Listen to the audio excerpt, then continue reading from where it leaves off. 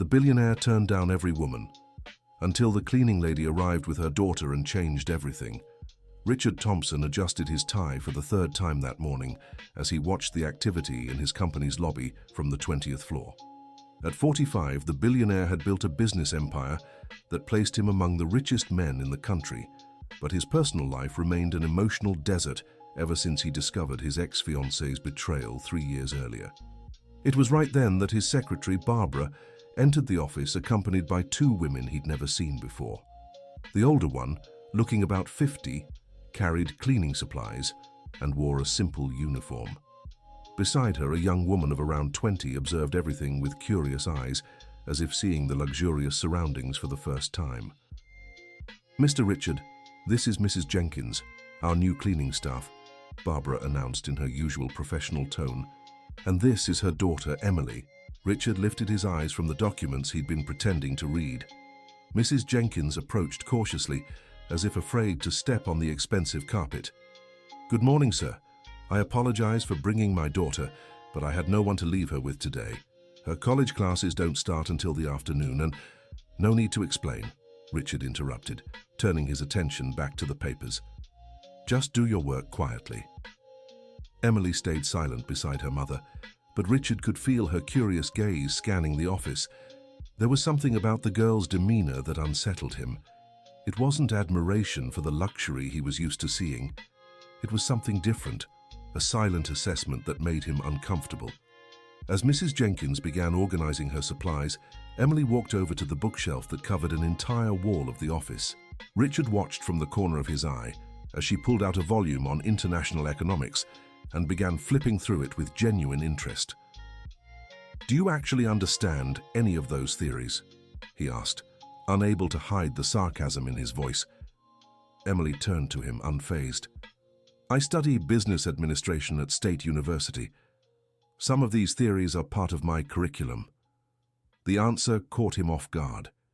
He expected a young woman impressed by his wealth, not someone who could discuss his reading material so naturally. Mrs. Jenkins hurried over. "Emily, don't bother the gentleman. Let's get to work." "She's not bothering," Richard said, surprising himself. "You can keep reading if you'd like." For the next 2 hours, mother and daughter worked in silence. Richard tried to focus on the contracts, but found himself watching their interactions.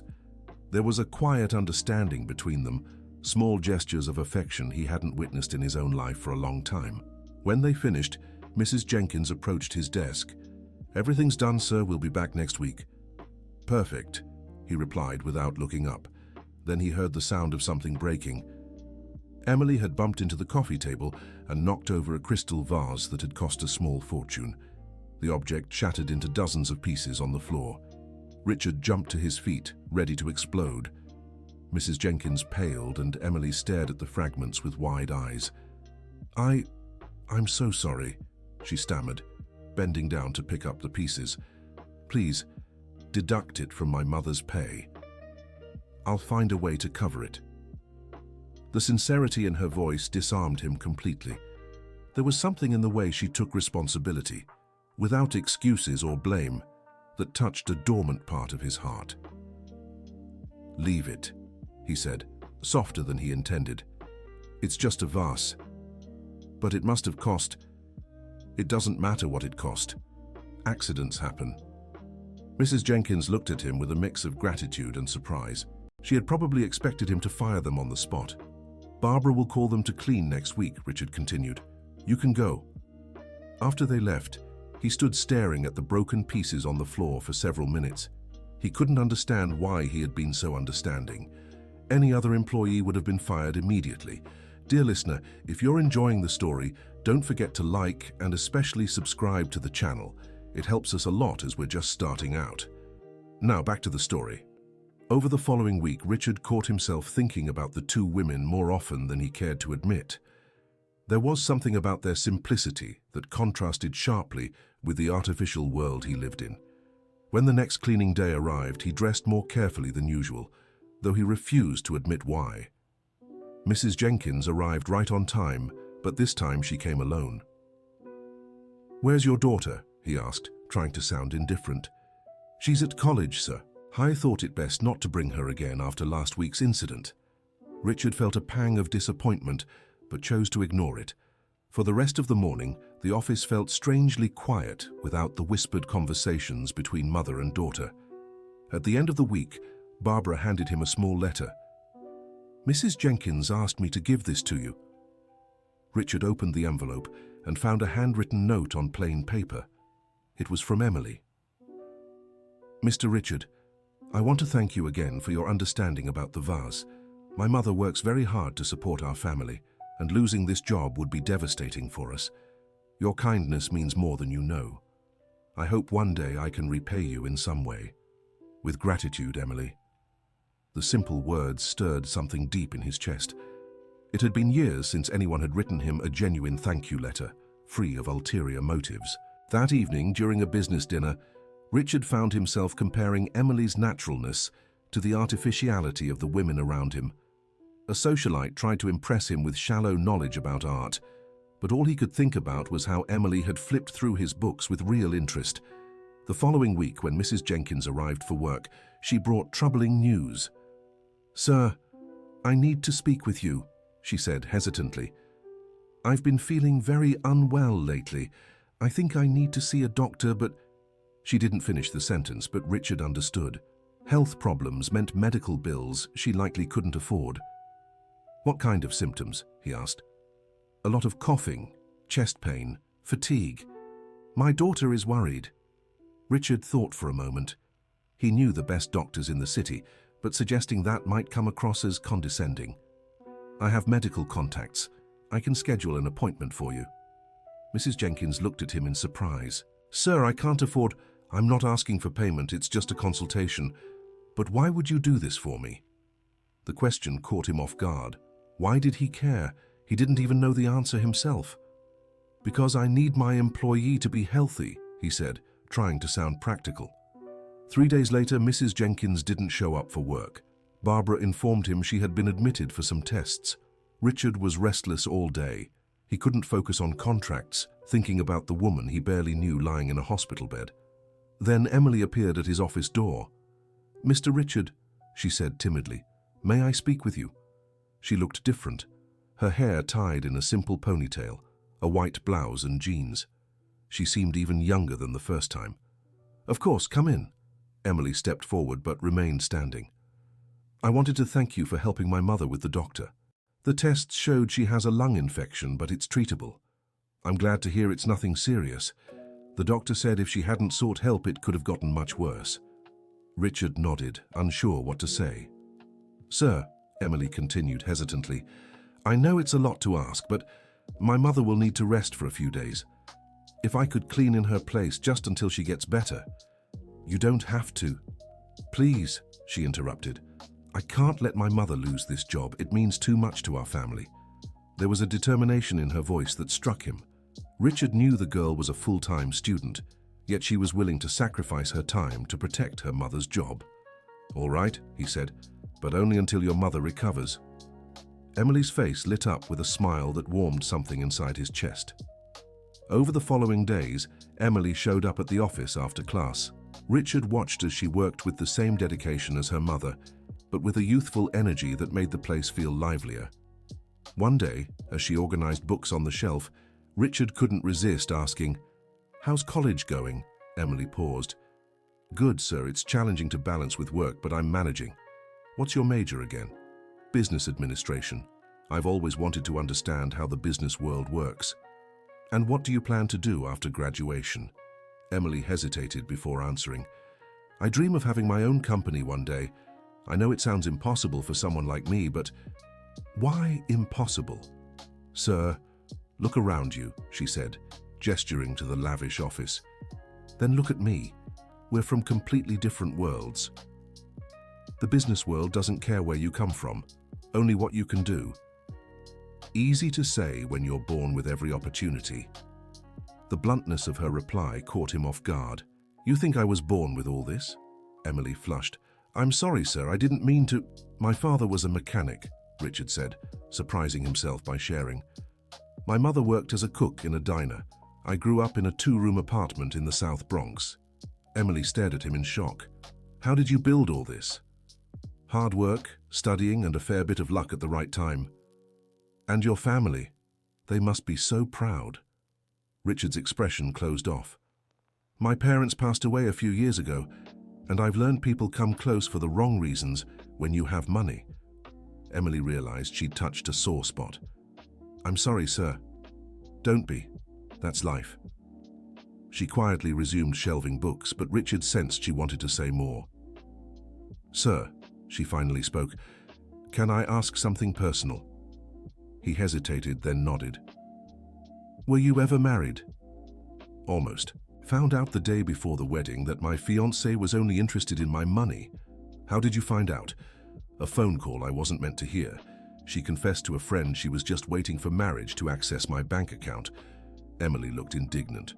What kind of person does that? The kind I meet often in my social circle. Is that why you avoid relationships? The directness of the question startled him. How do you know I avoid relationships? Emily blushed again. Sorry, it's none of my business. It's just, well, my mother mentioned the secretaries say many women try to ask you out, but you always refuse. Richard wasn't sure whether to be annoyed or amused that his personal life was office gossip. And what else do the secretaries say about me? That you're fair, but very lonely. The observation hit him harder than he'd like to admit. Maybe loneliness is a choice. Or maybe it's fear. The boldness of her reply left him speechless. Any other employee would have been fired for such a remark, but there was something about Emily's sincerity that kept him from getting angry. Fear of what? Of getting hurt again?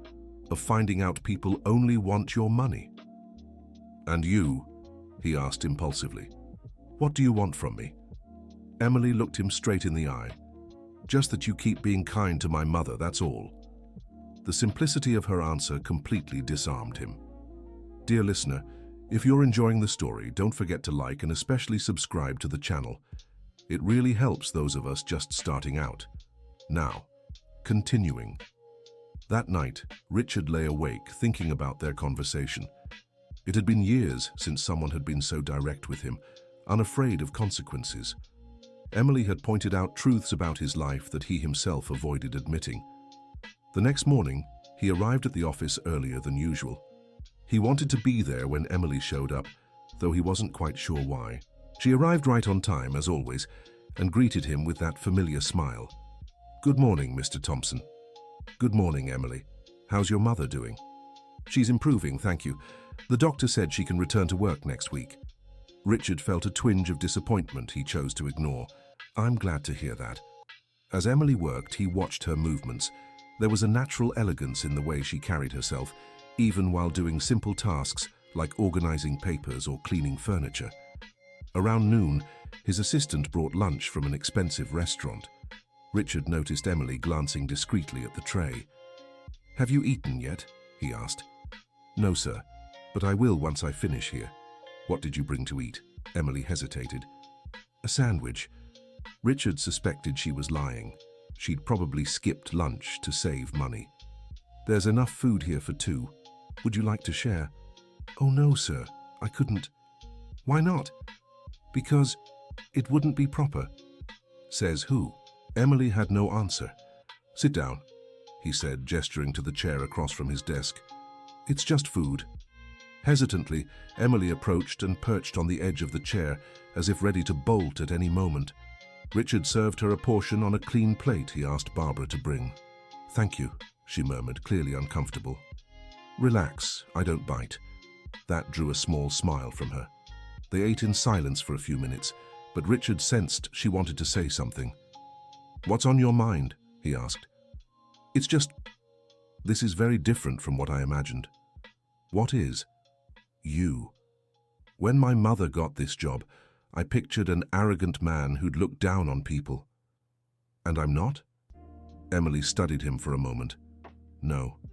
You're lonely and maybe a little bitter, but you're not unkind. Thanks for the vote of confidence, he said dryly. Can I ask another personal question? Richard nodded, curious. Are you happy? The question caught him completely off guard. No one had ever asked him that before. Why do you want to know? Because I get the sense you have everything people dream of, but you don't seem happy. Richard pondered his answer for a long moment. "I'm not sure I remember what happiness feels like," he finally admitted. "When was the last time you felt truly happy?" "I don't remember." The sadness in his voice was palpable. "That makes me sad," Emily said softly. "Why?" "Because everyone deserves to be happy, especially someone who's kind to people like my mother. Maybe happiness is overrated. Or perhaps you've forgotten how to find her." Before Richard could respond, Barbara entered the office. "Mr. Thompson, your mother is on line 1. The moment dissolved and Emily quickly stood up. "I'll get back to work," she said, returning to her formal tone. Richard answered the call, but his eyes followed Emily as she walked away. "Richard, I need to talk to you," said his mother Dorothy's voice on the other end. "Hi, Mom. What's wrong?" "Barbara mentioned you've been in better spirits lately. Is it true?" Richard sighed. His mother had always been too direct. "I don't know what you're talking about." "Richard, I'm your mother. I know when something's changed in your life."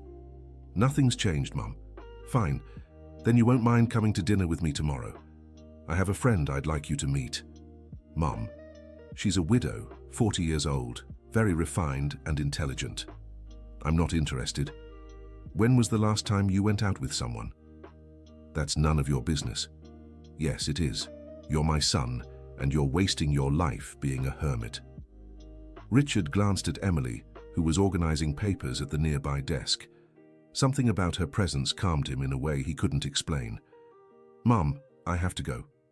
We'll talk later." "Richard?" He hung up and kept watching Emily work. There was something about her focus, the way she lightly bit her lip when concentrating, that fascinated him. "Everything all right, sir?" she asked, noticing his gaze. "Yes, just family matters. Your mother. She thinks she needs to manage my personal life." Emily smiled. "Mothers are like that. Mine is always giving me advice about things she doesn't understand." "Like what?" "Dating, mostly. She thinks I should be seeing someone from college." "And why aren't you?" Emily blushed slightly. "I don't have time for relationships. Besides, guys my age are too immature." What kind of man would catch your attention?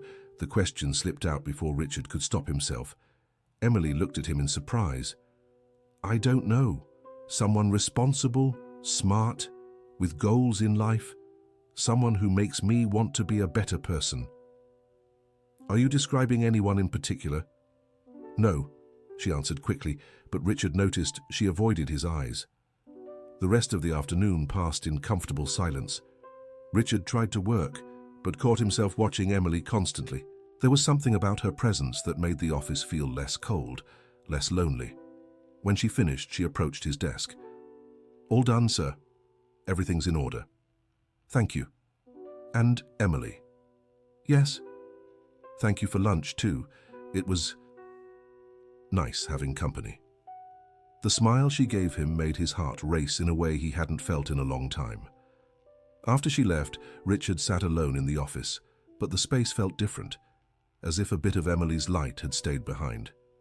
That evening, during dinner with his family, Richard found himself thinking about their conversation. Her questions about happiness echoed in his mind, forcing him to confront truths he'd rather avoid. The next morning, he arrived at the office eager to see Emily again, but it was Mrs. Jenkins who appeared, fully recovered. "Good morning, Mr. Thompson," she said warmly. "I wanted to thank you again for all your help." "How are you feeling?" "Much better, thank you.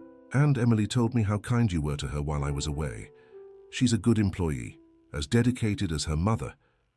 "Sir," Mrs. Jenkins hesitated. "May I say something personal?" Richard nodded. "My daughter is a good girl, smart, hard-working, responsible. But she has one flaw." "What's that?" "She gets attached to people too easily, and lately she's been talking about you a lot." Richard's heart sped up. "What kind of things?" "How you're different from what she imagined. How intelligent and kind she is, despite seeming distant. Sir, she's just a 20-year-old girl." The message was clear. Mrs. Jenkins was protecting her daughter. "I understand," said Richard, though part of him felt stung by the implication. Don't get me wrong, sir, you're a good man. But we're from different worlds, and I don't want to see my daughter getting hurt by dreaming of something impossible. You're right. I'll keep the appropriate distance.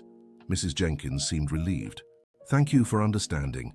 For the rest of the week, Richard tried to follow Mrs. Jenkins' advice. When Emily occasionally appeared to help her mother, he remained cold and distant, focused solely on work. He noticed Emily sensed the change, but she said nothing. She simply carried out her tasks in silence and left without the warm greetings from before. By the end of the week, Richard felt more irritated and lonely than ever. The conversation with Dorothy about the arranged dinner bothered him, but he knew he'd have to go to avoid further insistence from his mother. The dinner was exactly as he expected. The woman was polite and intelligent, as promised, but the conversation felt artificial and forced. Richard caught himself comparing every word she said to Emily's spontaneity. "You're very distracted, Richard," Dorothy remarked after their guest left. "Sorry, Mother, it's been a long day." "You weren't interested in her at all? She's very pleasant, but I felt no connection." Dorothy studied him carefully. "Richard, you're 35. You can't stay alone forever." 45, Mother. "And who said I'm alone by choice? So you are interested in someone?" The question caught him off guard. For a moment, Emily's face flashed in his mind. "No," he lied. "Are you sure? Because there's something different about you lately." "Different how?" "Less bitter, as if something has awakened your ability to feel again." Richard stood to leave. "You're imagining things, Mother." But as he drove home, Dorothy's words echoed in his mind. Could it be true that Emily had stirred something dormant in him? The following Monday, Richard arrived at the office determined to maintain the professional distance Mrs. Jenkins had requested. But when he saw Emily helping her mother, all his good intentions dissolved. She wore a simple light blue dress that brought out her eyes. Her loose hair fell over her shoulders as she organized documents. There was something about the way she moved that mesmerized him. "Good morning, Mr. Thompson," she said when she noticed him, but her tone was formal, distant.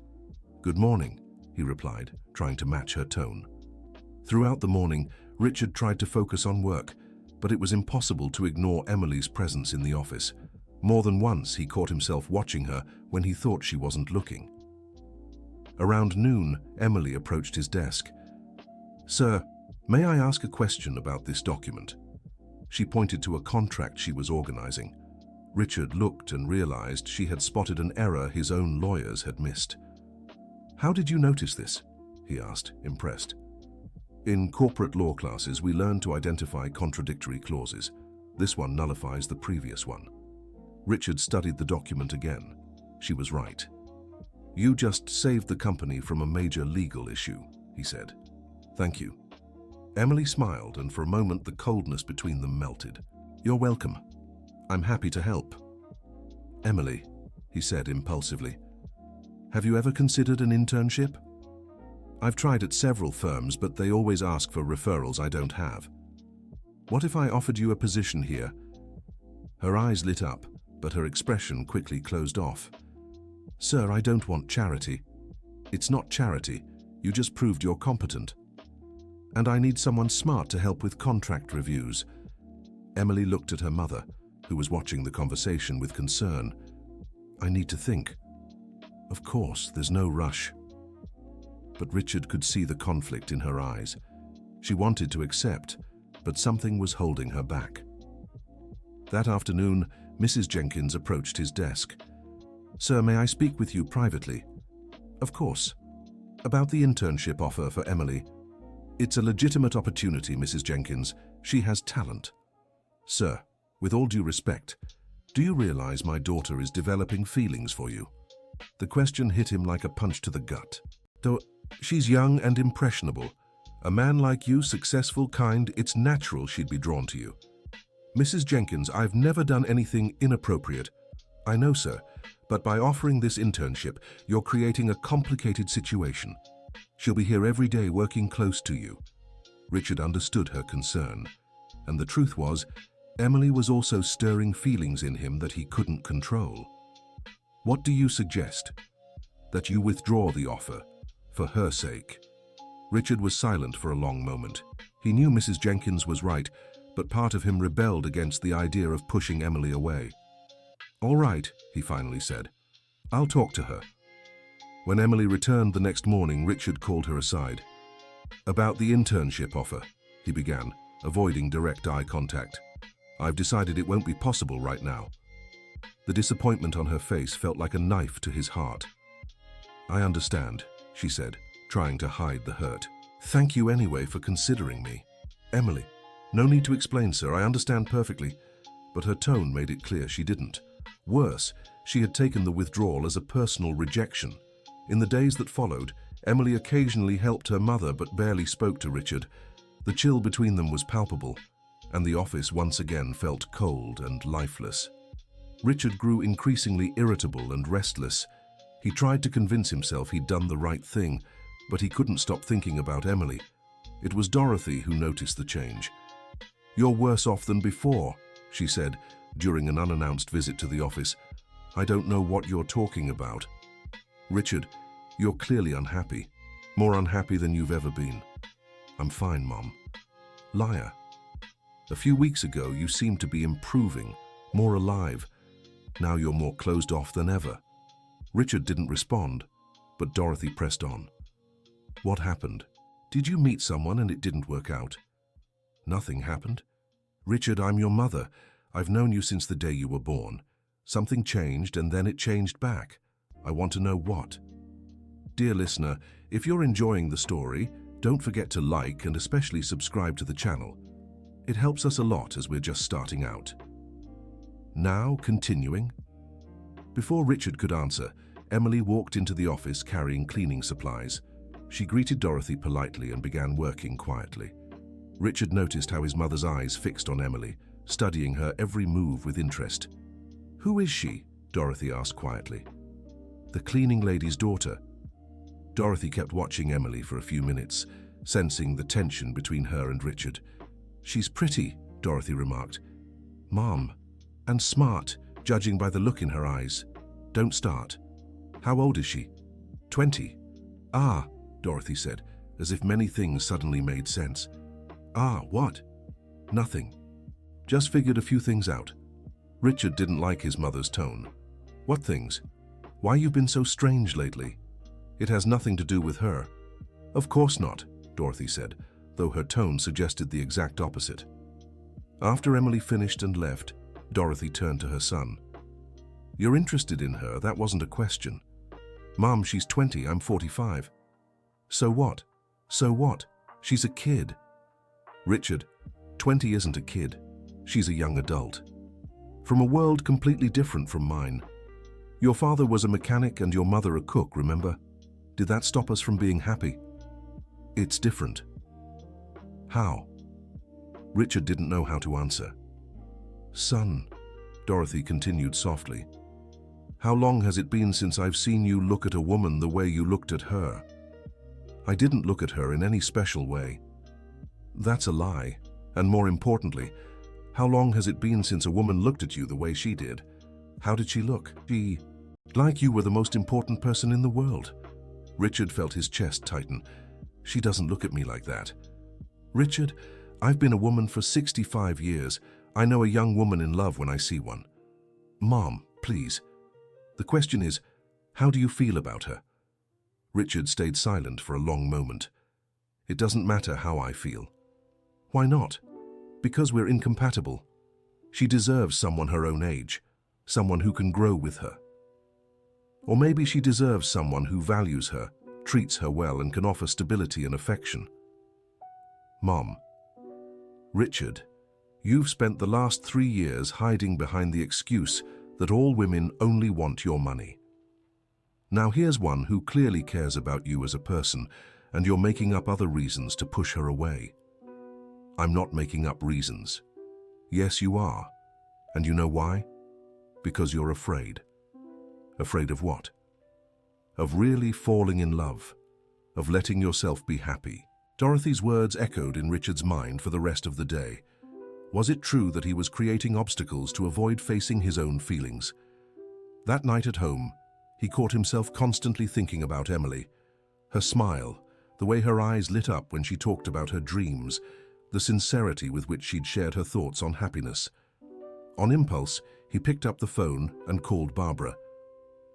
"Barbara, I need you to get me information on state universities offering scholarships for business administration students. Sir, it's past 11 at night.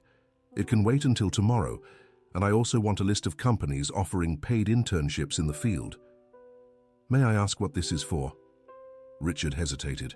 "It's for a personal project." He hung up, feeling slightly less helpless. If he couldn't offer the internship without complicating things between them, at least he could help Emily find opportunities elsewhere. The next morning, he arrived at the office with a folder full of information Barbara had gathered. When Emily showed up to help her mother, he called her aside. "I have some information that might interest you," he said, handing her the folder. Emily opened it and her eyes widened. "What is this?" "Scholarship and internship opportunities, all legitimate, with reputable companies."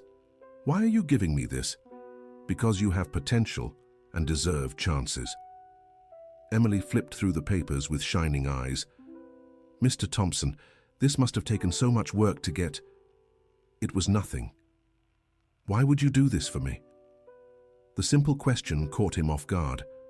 Why was he doing this? The answer was obvious, but he couldn't say it.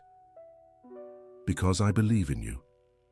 Emily looked into his eyes for a long moment. "Thank you," she said softly. "This means so much to me." "You're welcome." There was a charged silence between them. Richard could feel the tension in the air, the mutual attraction they were both trying to ignore. "Mr. Thompson," Emily finally said, "can I ask you something?" "Of course." "Why did you offer me the internship here and then change your mind?" The direct question left him speechless for a moment. "I thought it wouldn't be appropriate." "Because of my mother." She expressed some concerns. "What kind of concerns?" Richard hesitated. How could he explain without sounding condescending? "She thinks you might misunderstand the nature of our professional relationship." Emily blushed, but didn't look away. "And you? What do you think?" "I think your mother has reason to worry." "Why?" "Because..." Richard stopped, realizing he was about to admit feelings he should keep hidden. "Because," Emily pressed, "because you're a smart, beautiful young woman, and it would be natural for you to develop inappropriate feelings in a close working situation." "Inappropriate feelings for who?" "For me." Emily studied him silently for a moment. "What if I told you those feelings already exist?" Richard's heart skipped a beat. "Emily, what if I told you I don't care about our age difference or social status?" "I'd say you're too young to understand the complications, or maybe you're just too afraid to accept that someone could genuinely care for you." The accusation hit him like a slap. "It's not fear, it's realism." "It is fear. You're so scared of getting hurt again that you'd rather be alone than take a chance on something real." "Emily, you don't understand." "I understand perfectly. You think I'm too young, too poor, too inexperienced, but let me tell you something. I see who you really are.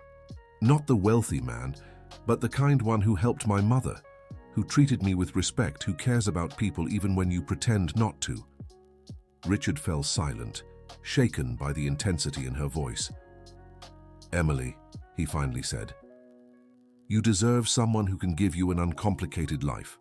"What if I don't want an uncomplicated life? What if I want a life with you?" Her simple, direct words left him completely undone. "You don't know what you're saying." "I do. Maybe I'm young, but I know what I feel. And I know you feel something for me too. Even if that were true." "It is true. I see it in how you look at me, how your voice changes when you speak to me." Richard stood and stepped back, trying to put physical distance between them. "Emily, this can't happen." "Why?" "For 1,000 reasons. Your age, our social differences, what people will think." "Since when do you care what people think?" "Always." "That's a lie. If you cared, you wouldn't have helped my mother. You wouldn't have been kind to me." Richard turned to face her, seeing the determination in her eyes. Emily, you don't understand. If we got involved, I'd be seen as an older man taking advantage of a vulnerable young woman. You'd be seen as a gold digger. It would destroy us both. Or maybe people would see it's real love. Love? The word came out harsher than he intended. You barely know me. Emily stepped closer, unflinching. I know enough. I know you're lonely but kind. I know you're afraid to trust, but when you do, you give your all. I know you care about people even when you pretend not to. And I know you'd protect me and love me the way I deserve to be loved. How can you be so sure? Because I see how you look at me, how you treat my mother, how you act when you think no one's watching. Richard closed his eyes, searching for the strength to resist. Emily, even if I wanted to, your mother would never approve. My mother wants me to be happy. If she sees you make me happy, she'll approve. What if she's right? What if you're mistaking gratitude for love? Then let me find out. Give me a chance to prove it's real. Richard opened his eyes and found her standing close. He could smell her soft perfume, see the flecks of gold in her brown eyes. Emily, he said gently, you don't understand what you're asking. I'm asking for a chance, an opportunity to prove we can be happy together. And what if it doesn't work out? And what if it does? They stood staring at each other in silence for a long moment. Richard could feel his resistance crumbling, his willpower slipping away.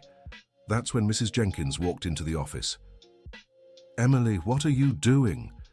The moment shattered instantly. Emily stepped back from Richard, her face flushing furiously. Mum, We were discussing internship opportunities, Richard said quickly. Mrs. Jenkins eyed them both suspiciously, clearly sensing there was more than just a professional conversation happening. Emily, let's finish up and go home. Yes, Mom. Emily picked up the folder with the materials Richard had given her and headed for the door. Before leaving, she glanced back at him one last time. Thank you for the information, Mr. Thompson. I'll study it carefully. After they left, Richard stood alone in the office, shaken by the conversation. For the first time in years, someone had seen through all his defenses and still declared they wanted to be with him. But was Emily right? Was it truly cowardice on his part? Or prudence? And more importantly, was he willing to risk both their happiness for a chance at love? Those questions haunted him in the days that followed. Richard tried to focus on work, but his thoughts kept drifting back to Emily, to the sincerity in her eyes when she confessed her feelings, to the courage she'd shown in confronting him about his fears. Dorothy noticed his distraction during a visit. You look like you're fighting an internal war, she observed. I don't know what you're talking about. Richard, can I ask you something? Do you love this girl? The direct question caught him off guard. Mom, it's a simple question. Do you love her? Richard fell silent for a long moment, but Dorothy was determined to get an answer. Answer me. I don't know, he finally said. That's a lie. You do know. The question is whether you have the courage to admit it. Even if it were true, it wouldn't change anything. It would change everything. How? Because true love is worth any risk, any complication. Easy for you to say when you're not the one dealing with the consequences. Dorothy stepped closer to her son. Richard, your father was 5 years younger than me. People talked, they judged, they said it wouldn't last. You know what we did? What? We ignored all of them and were happy for 30 years. It's different. How? You two were close in age, from the same social circle. Your father was a mechanic with no education. I had finished high school and worked at a bank. By the standards of the time, we were from different worlds. Richard had never considered that before. What matters, Dorothy continued, isn't what other people think, it's how you feel about each other. What if I hurt her? What if she realizes she made a mistake? What if you're happy? What if it's the love of your lives? Mum, she's 20. I'm 45. When she's 30, I'll be 55. So, are you planning to die at 55? That's not what I... Richard, you're making problems where there aren't any. The real question is, do you want to spend the rest of your life wondering, what if? Those words echoed in Richard's mind in the days that followed. He began watching Emily with new eyes, noticing details he'd overlooked before. The way she treated everyone with equal kindness, regardless of their social standing. How she studied documents with genuine interest, always eager to learn more. How she cared for her mother with such tenderness and dedication. Most importantly, he started noticing how he felt different when she was around. Lighter, more hopeful, more alive. As if a part of him that had been asleep for years had begun to breathe again. It was during a particularly lonely night that Richard made a decision.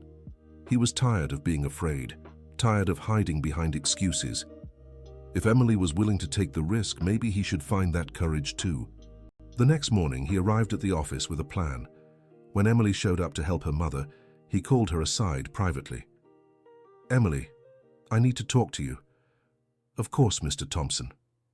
She stepped closer, but kept a cautious distance. Clearly, she was still hurt by his earlier rejection. "About our conversation last week, sir, I apologize if I was inappropriate." "Don't apologize. You were brave and honest. Two qualities I admire very much." Emily looked at him in surprise. "I've been thinking a lot about what you said," Richard continued. "About me being a coward, about being afraid of getting hurt again." "Mr. Thompson, let me finish.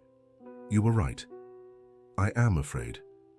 Afraid of opening up again, afraid of being happy and then losing everything, afraid that you'll realize you made a mistake." "I wouldn't make a mistake." "How can you be so sure?" "Because I know my own heart." Richard moved closer, closing the distance between them. "Emily, if we were to try, if there were something between us, it would be hard. People will talk, judge, question our motives. I know. Are you really willing to face that?" For you, yes. The simplicity of her answer disarmed him.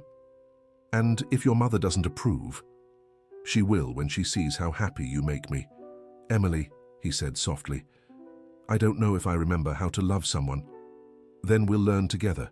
Richard studied her face, searching for any sign of doubt. But all he saw was determination and warmth. "Are you sure?" "Absolutely." He reached out his hand, and she took it without hesitation. "Then let's try," he said. But slowly, one step at a time. The smile Emily gave him was like sunlight breaking through the clouds. One step at a time, she agreed. And in that moment, for the first time in years, Richard felt that happiness might be possible again. In the days that followed, Richard and Emily began exploring their feelings carefully. Longer conversations after work, shared lunches, small gestures of affection that were just theirs. Mrs. Jenkins initially resisted, worried for her daughter, but gradually she began to see the sincerity of Richard's feelings and how Emily blossomed in his presence. "He's a good man," she admitted to Emily one evening. "I can see how he looks at you, as if you were the most precious thing in the world. That's how I feel when I'm with him, Mom. Just be careful. The world can be cruel to loves like yours. I know, but it's worth the risk." Dorothy, on the other hand, was delighted when Richard finally confessed his feelings for the young woman. "I knew there was something special about her," she said. "I saw it in the way you looked at her. Do you think I'm doing the right thing? I think you're finally living." The first few months were a time of mutual discovery. Richard introduced Emily to his world, but always made sure she felt comfortable and respected. Emily, in turn, showed him the beauty of simplicity, the joy in small things. There were challenges, of course, nasty remarks from acquaintances, judgmental looks at social events, whispers about age and class differences, but with every obstacle, they grew stronger. Emily never let the comments shake her, and Richard found he didn't care about others' opinions when it came to protecting the woman he loved. "I don't care what they think," he told Emily after a particularly difficult dinner where some acquaintances had been openly hostile. "You're the best thing that's ever happened to me." "And you to me," she replied, kissing him gently. It was at that moment Richard realized he didn't just love Emily. She had changed his life for good.